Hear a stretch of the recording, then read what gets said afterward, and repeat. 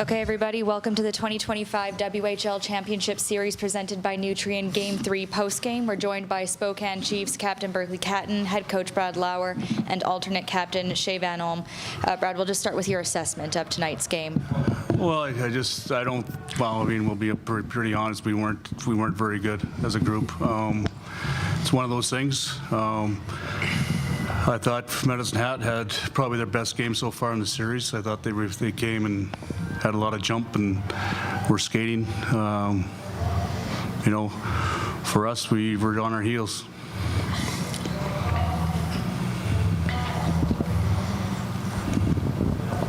Dave Nichols, spokesman review.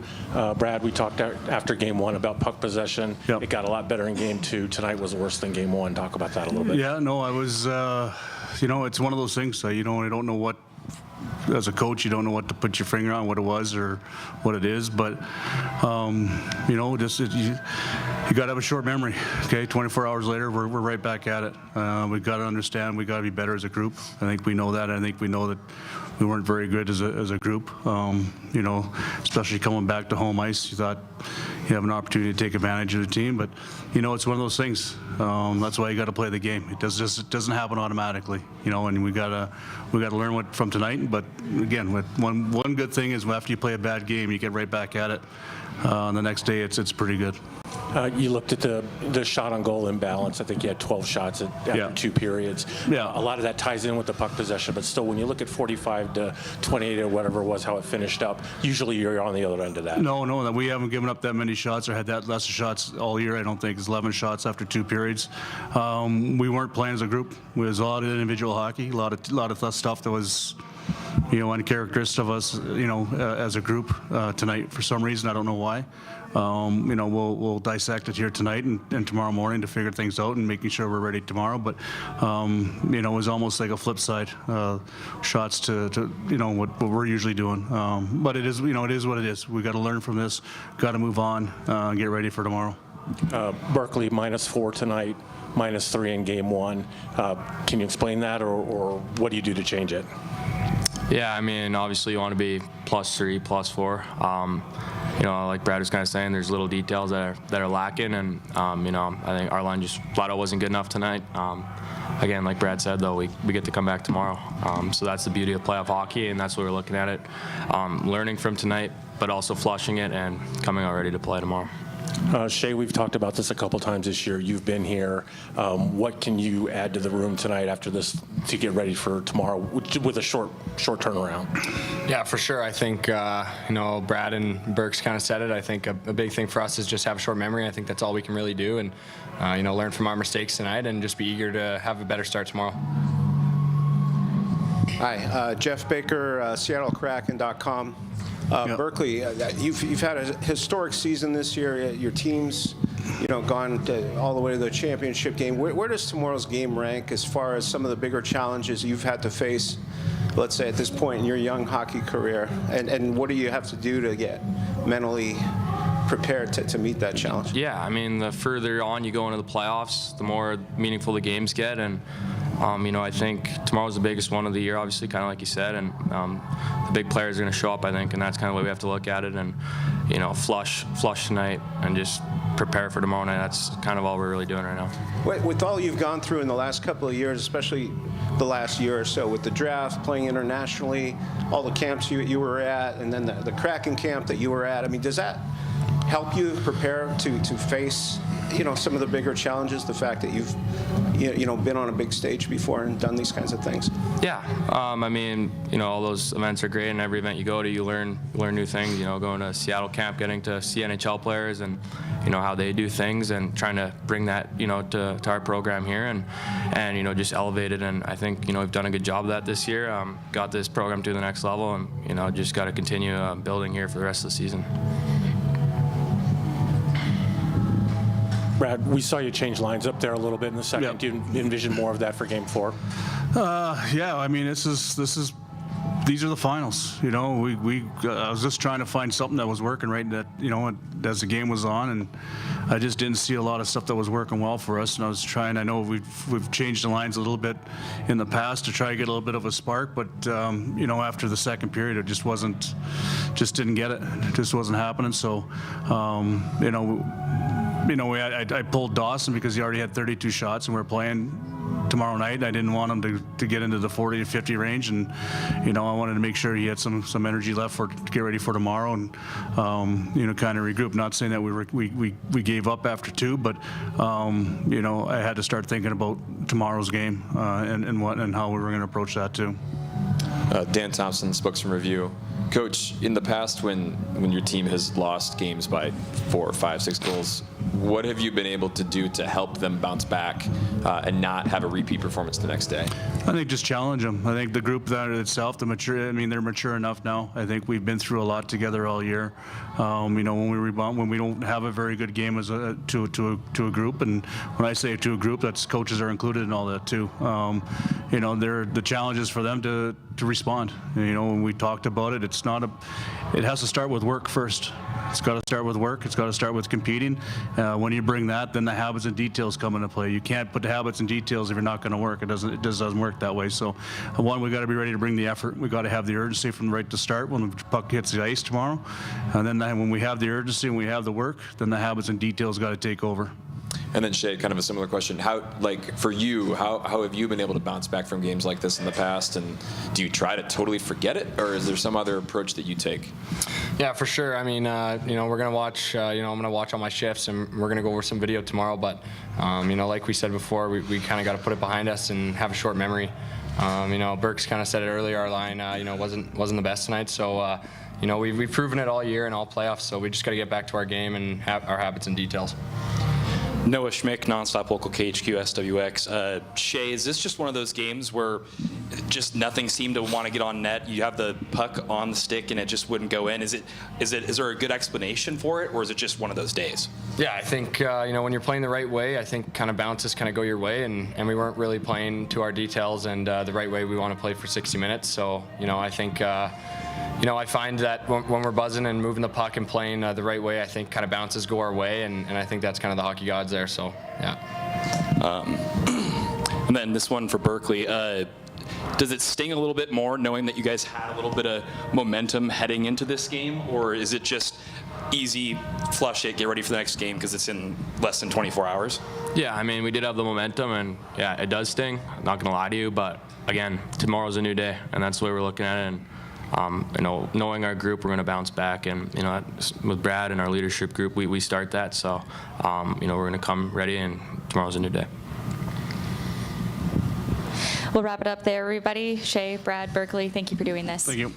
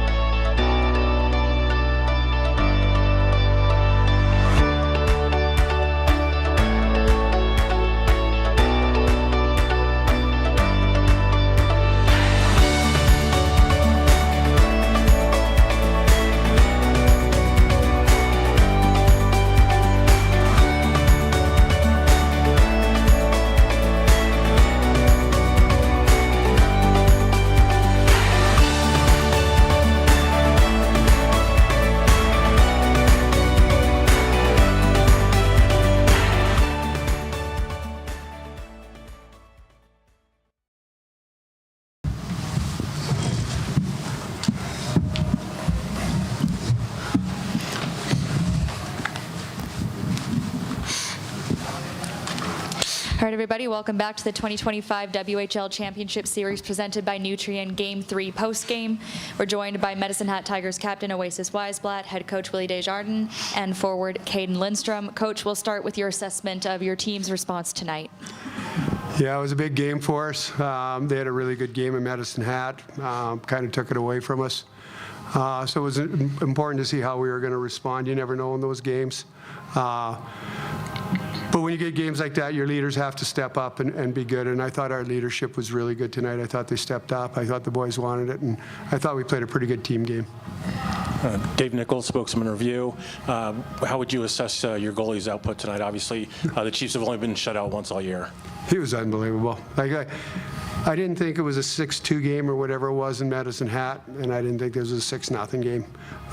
Whatever. Both could have been a lot closer than they were. So our goaltender was really good tonight. Game 1, you guys did a really good job of keeping Spokane to the outside. Game 2, maybe not as much. Game 3 tonight, again, really good about limiting where the shots were coming from. How are you keying on that and being able to keep Spokane to the outside? We have a good defense. I think our defense has been underrated all year. But they're a good team. Like if you don't track back, you've got to have guys coming back to the middle, or else they'll cut to the middle, and they're so dangerous when they do. So they have a high offensive team. Like that you're not going to do that very often with that team because they got a lot of offense. Oasis, your impressions of game, the first game here in Spokane, maybe taking the building out of it a little bit with those early goals in the first period. Yeah, I thought it was a great response. I thought we played a great Tigers hockey kind of game style, and the fans here were electric, and it was good for us to kind of take that one. Caden, first, how are you feeling? And second of all, coming back from injury, being able to contribute again tonight on offense. Yeah, I'm feeling great. Feels good to help my team. It's all I've been wanting to do all year is just come in and help my team. So, yeah. Speaking of injury, Willie, you want to talk about why Gavin missed the game? Yeah, no, I'm not going to talk about what the injury was. Yeah, he was out. Thought he might be able to go, but just wasn't tonight. And the nice thing for us is he's been such a big part of our team all year. It was really nice for us to rally behind and get one for him because he's got quite a few for us. So the boys are playing for him, and I thought I liked the results obviously, but it was a lot closer game than the score. Dan Thompson with the Spokane Review as well. 6 different goal scorers. I haven't obviously been able to watch this team too much, but Caden, what is the character of this team as far as its depth of scoring? Is this something that you guys have been doing all year long? Yeah, we have a pretty good team, and all our guys can score. All our guys are skilled, and most of all they work hard with each other. That's the biggest thing, and that's what leads to the goals. I think is we're all so positive on the bench and really lead each other in the right direction. So I think that's a big part of it. And then, Coach, you mentioned how both the scores maybe weren't perfect barometers of how the games went, but now you come into another game coming off a 6-0 win. How do you keep your guys from maybe thinking too highly of what just happened tonight on this ice? Well, I think you saw the result. I thought Spoke had a really good game. It's hard to have good games back to back. It's a lot easier to be good after you lose a game. We know they're a great hockey team. We know they're going to be super excited here, and they're going to come out hard. So. I don't think there's any chance we should get too high because, there's a lot of hockey left. This one comes from James Tubb for Willie. He's wondering how much of tonight's win and the bounce back from Sunday came from a regular season where this team faced a lot of adversity in terms of injuries, being shorthanded, and having to battle back from that. For sure, we have had a lot of adversity this year. We have had a lot of guys out of the lineup, and that was one of our strengths is that other people would step up at different times. And so it's not, for sure, this isn't the first time we've had adversity. We're going to have adversity moving forward as well. So it was good to see, and I do think the regular season did prepare us a little bit to handle that. Caden, what have you seen from Hunter St. Martin playing so closely with him? Yeah, I mean, I've been saying it ever since I played with him when I was 16. He's become a heck of a player, and I've always believed in him. He's one of the better linemen I've ever played with. So just the way he skates, he's so fast, and he's so great on the bench too. He helps our line out quite a bit, and he contributes to the team a lot. So yeah, just it's so good to just watch your teammates grow. So yeah.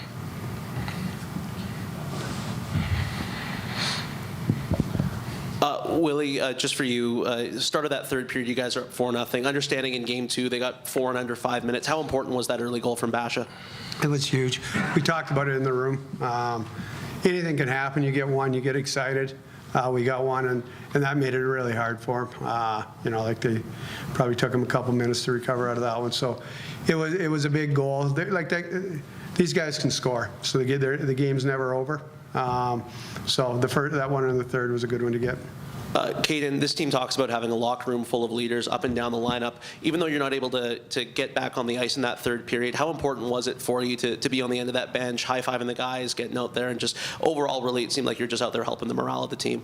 Yeah, I mean, obviously I've been away for a while, so just me going back on the bench is just that's all I really wanted to do in that situation, is just to help my team win, and just to give them as much positivity as possible, and just to help lead them and kind of guide them in the right direction as well. So. And then Oasis, in that third period, you guys, I think, had either just 9 or 10 guys on the bench with a few guys down the tunnel, and you guys kept rolling into your game. Just speak to this team's character of no matter the combinations out on the ice, you guys seem to stick to playing Tigers hockey. Yeah, I think you said it. We were playing Tigers hockey. Everyone on the team is a key part of this club, and I just thought we stayed hungry for a full 60 minutes. I think we let off a little bit in the third period, but it's important to be ready for tomorrow. Noah Schmick, Nonstop Local KHQ, SWX. Oasis already kind of answered this question, but to Caden, what did it mean to go into this building with a pretty full crowd and be able to silence them pretty early on in this one? I mean, yeah, it's always good to see full crowds. I think our team thrives off of the energy of the crowds, either home or away. So yeah, it's always good to see a packed barn. Yeah, I think Spokane did a really good job with us tonight, and yeah, the game was good. Oasis, maybe we'll just wrap with your thoughts on Matt Ward coming into the lineup and trying to fill a pretty big void on that top line. Yeah, he's an incredible leader on this team, and for him to kind of step up and I thought he played an unbelievable game. He's a really smart player. Me and him are a little bit similar. We like to get after it and get in the house, and he's just done a great job all this playoffs. We'll wrap it up there. Oasis, Willie, Caden, thanks for doing this. Thank you. Thank you.